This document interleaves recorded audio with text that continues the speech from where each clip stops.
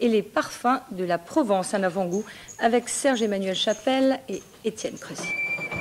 Seillant, un rêve de mariée, l'une des plus belles corbeilles du monde et un jardin extraordinaire sous la voûte des platanes séculaires. Une oasis de couleurs et de parfums dans la grisaille de ce dimanche pluvieux. Une parure végétale tout en nuances et en ton pastel, en parfaite harmonie avec la grâce des vieilles pierres de l'un des plus beaux villages de France. Des fleurs par milliers épanouies sur les margelles des fontaines, accrochées aux murs et aux balcons ou se glissant entre les pavés usés. La pluie qui menaçait la réussite de cette fête florale n'a en réalité que ravivé l'éclat de ces superbes bouquets confectionnés par 2 fleuristes avec l'aide de nombre de Seillanais.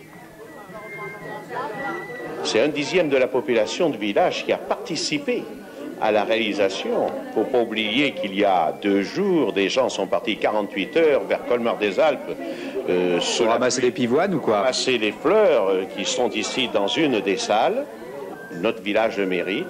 Et j'ajouterai aussi que Seillanais ou pas Seillanais, d'origine ou adopté, tout le monde a mis la main à la pâte. Seillant, qui a su veiller à la conservation de son patrimoine architectural, a su aussi préserver la qualité de son environnement. Un écrin végétal où se mêlent encore bien des senteurs provençales, comme celles de la lavande, du jasmin, de la sauge ou du genêt. Ce genêt merveilleux qui nous entoure en pleine floraison en ce moment. Et si je peux me permettre, je voudrais vous donner une anecdote d'un ami provençal qui disait toujours « Oui, a che porte le maillot jaune, mude le monde en gaïta ».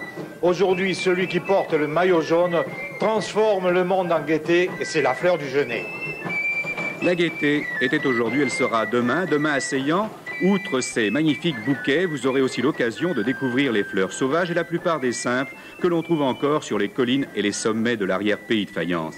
Les amateurs de bonsaï n'ont pas été oubliés, toute une salle leur est réservée. Autre plaisir, autre agréable surprise, ce délicieux bouquet vivant, ces délicats boutons de fleurs de Provence, dont la grâce et la finesse n'ont rien à envier aux plus belles compositions.